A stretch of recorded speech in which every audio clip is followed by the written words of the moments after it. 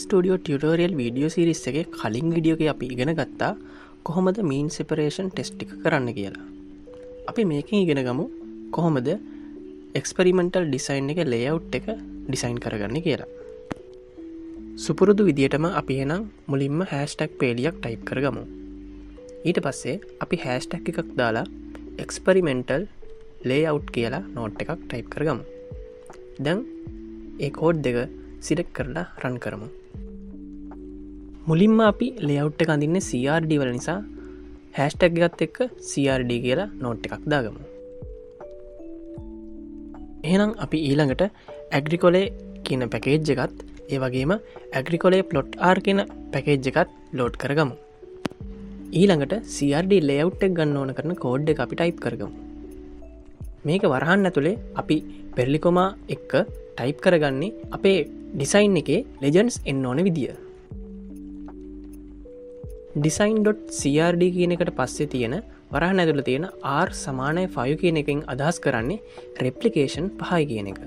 මොකද අපි ට්‍රීට්මන්ට් 5ක් තියෙන රෙප්ලිකේෂන් 5ක් තියෙන ප්ලොට් එකක් තමයි ඩිසයින් කරගන්න හදන්නේ. එහෙනම් මම කෝඩ් එක රන් කරනවා.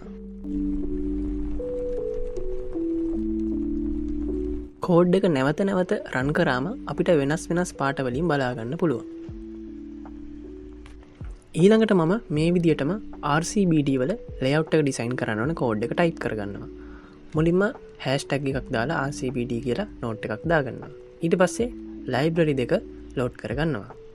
ඊට පස්සේ RCBD ප්ලොට් එකට ඩිසයින් වෙන්න ඕන කෝඩ් එක මම ටයිප් කරගන්නවා. මෙතන අපි ලේබල් කරගන්න ඕන ABCDE කියලා නිසා අපි ඒ විදියට ටයිප් කරගමු. රෙප්ලිකේෂන් 7ක් තියෙනවා. අපිට කැමති රෙප්ලිකේෂන් ගානක් විදියට ඕන විදියකට මේක වෙනස් කරගන්න පුළුවන්. එහෙනම් මම කෝඩ් එක රන් කරනවා.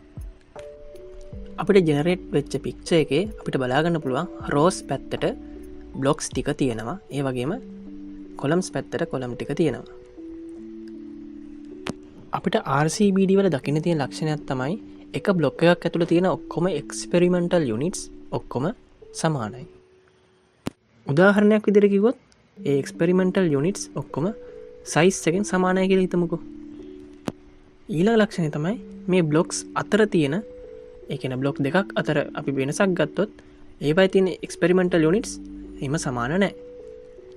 ඒ වගේම තමයි හැම බ්ලොක් එකකම ඔක්කොම ට්‍රීට්මන්ට් ටික තියෙන්න ඕන. ඒ කියන්නේ උදාහරණයක් විදිහට පළවෙනි බ්ලොක් එකේ ඔක්කොම ටික තියෙන්න ඕන, දෙවෙනි බ්ලොක් එකේ ඔක්කොම ටික තියෙන්න ඕන. අන්න ඒ විදිහට ඔක්කොම ට්‍රීට්මන්ට් ටික තියෙන්න ඕනේ. RCBD වල අපි ටයිප් කරගත්තු කෝඩ් එක නැවත නැවත රන් කරොත් අපිට බලාගන්න පුළුවන් මේ ප්ලොට් එකේ තියෙන ට්‍රීට්මන්ට්ස් මාරු වෙනවා.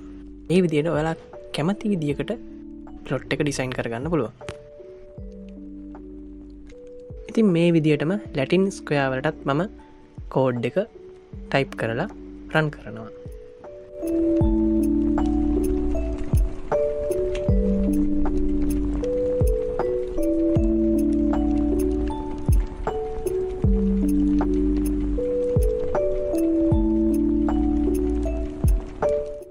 බලාගන්න පුළන් ලැටින් ස්ක්වයර් වල ඩිසයින් එක මේ විදියට එනවා කියලා. එහෙනම් අපි තව වීඩියෝ එකකින් හමුවෙමු.